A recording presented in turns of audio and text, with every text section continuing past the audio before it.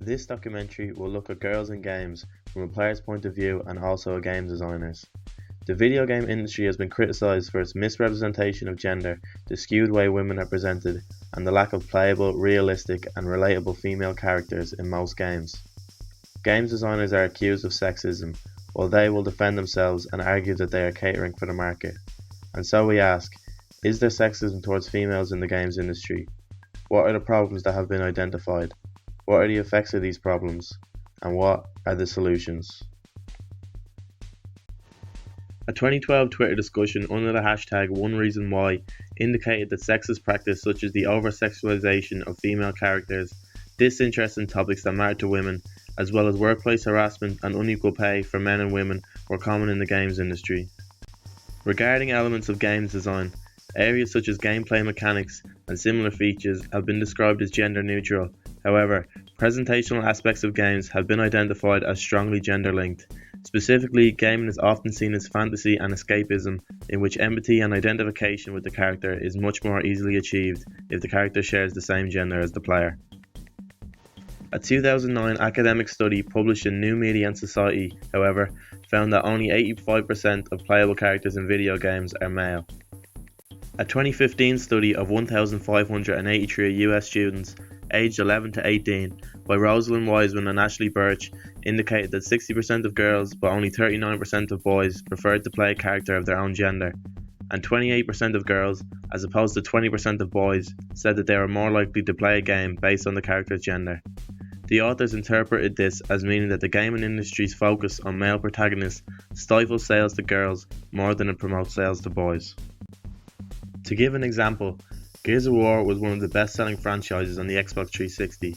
A developer was asked by Kotaku.com if it were possible a future Gears game could feature a female starring protagonist, to which they replied, "That's certainly interesting, but I don't know.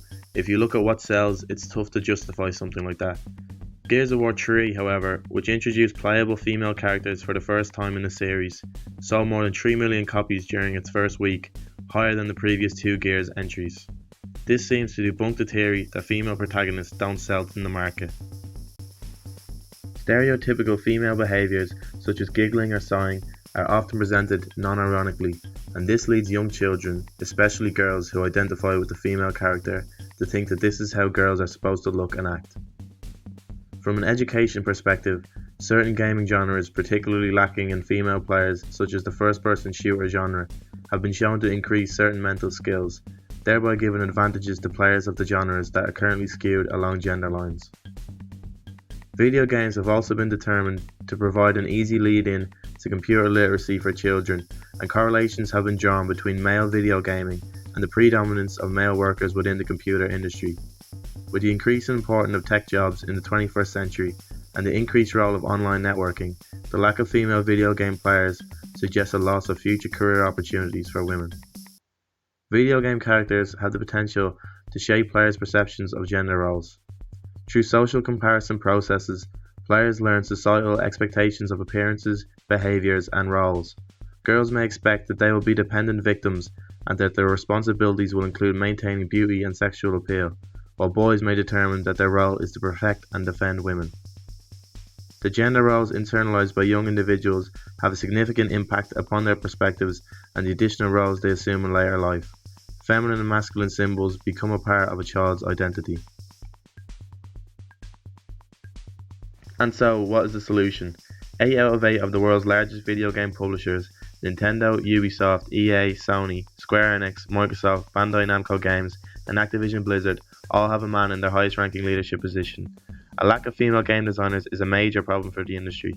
While male designers can be held accountable for the sexualization of female characters in their games, how can they be at fault for not creating relatable female characters when they themselves are not female?